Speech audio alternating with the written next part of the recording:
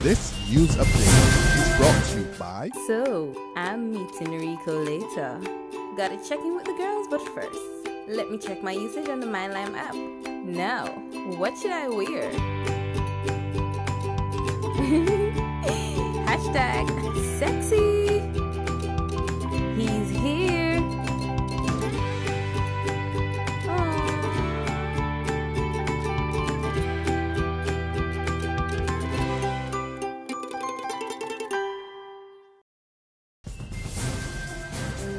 It's Thursday, May the 7th, 2015, and this is your Barbados Today Evening News Update. I'm Emmanuel Joseph. Thanks for joining us. We begin with news that visitors to the island's lone general hospital will soon be subjected to security scanning. In a statement issued this afternoon, management of the QEH said that they will shortly expand the implementation of security measures to include the installation of walk-through scanners and bag scanners.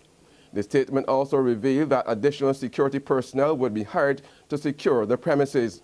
The new measures will be implemented on a phased basis, starting with the Accident and Emergency Department.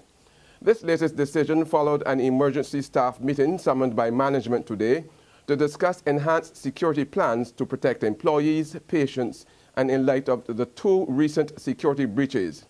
Chief Executive Officer Dr. Dexter James told staff that the Board of Management was very concerned about security matters, and the recent incidents had heightened the need to respond.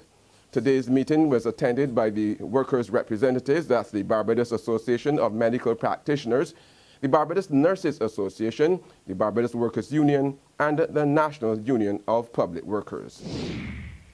The contentious planned retrenchment at the Barbados Light Power Company has been referred to the Chief Labour Officer. This followed talks today between the Barbados Workers Union and management of the BL&P over that company's decision to push ahead with plans to send home more than 60 of its employees by year end. Notwithstanding that some workers have opted for voluntary separation or early retirement, the union has been arguing that the decision was taken without prior negotiations. Only yesterday, in the aftermath of the crippling Transport Board strike, the BWU reportedly put all other employers on notice regarding their industry relations practices. General Secretary Tony Moore noted that enough was enough. Tens of thousands of dollars worth of construction products have gone up in smoke at a milling company in Spring Hall, St. Lucie, that's owned by the Jada Construction Group. While General Manager of the Jada Group, Paul Lewis, could not put an estimate to the storage bond that was destroyed this morning and a nearby company building which sustained some damage, he thinks losses from the products in the storage could run into the tens of thousands of dollars.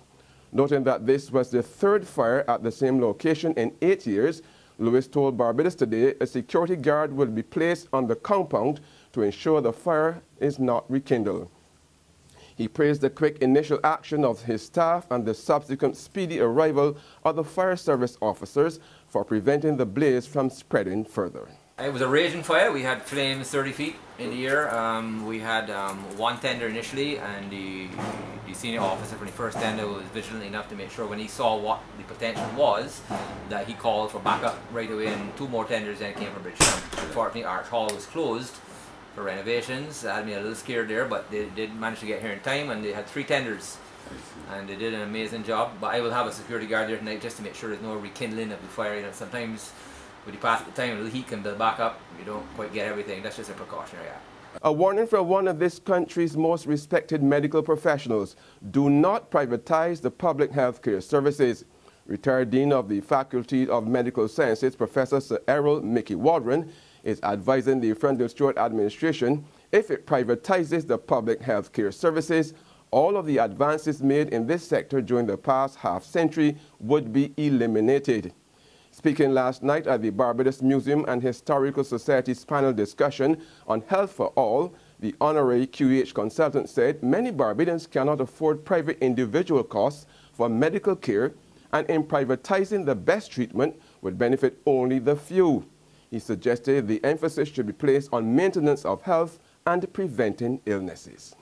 I think the paradigm of looking after health in this country needs to be shifted to, whether it's prepaid or not, health maintenance. has to be health maintenance schemes. We have to start preventing illness. We have to start preventing the ravages of the chronic diseases which people are talking about.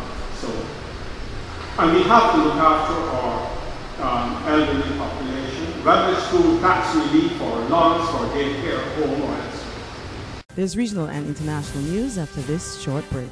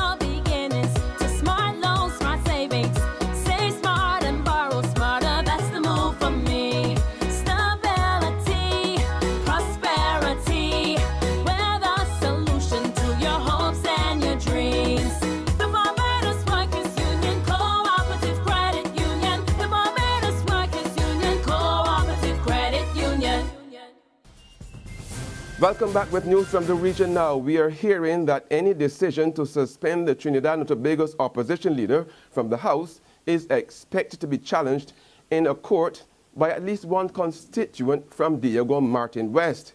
This as opposition leader Dr. Keith Rowley and all opposition MPs who were present in the parliament yesterday walked out of the chambers after MP for Diego Martin Northeast, Con Imbert, spoke at yesterday's motion piloted by leader of government business Dr. Rudal Munilal to suspend Rowley from the parliament over his email-gate allegations.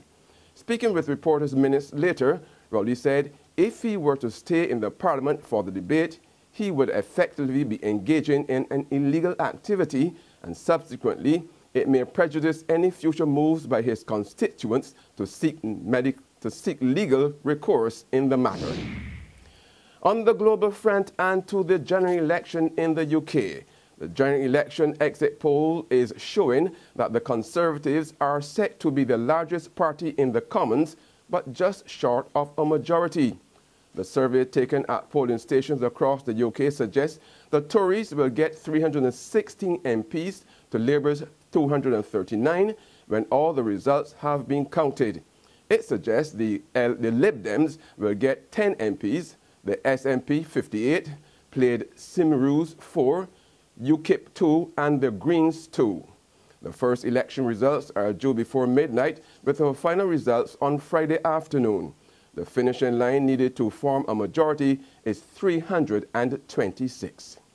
And on that note, we end our Barbados Today evening update. However, you can join us again tomorrow morning. Remember, though, to log on to www.barbadostoday.bb and subscribe to our e-paper or email updates, or like us on Facebook. You can also catch us on Izumi Media in bus terminals or screenplay at supermarkets and gas stations near you. Also tune into Channel 101 online TV and Mix 96.9 FM to get all the latest news and sports. I'm Emmanuel Joseph. This news update is brought to you by... So, I'm meeting Rico later. Gotta check in with the girls, but first, let me check my usage on the MyLime app. Now, what should I wear?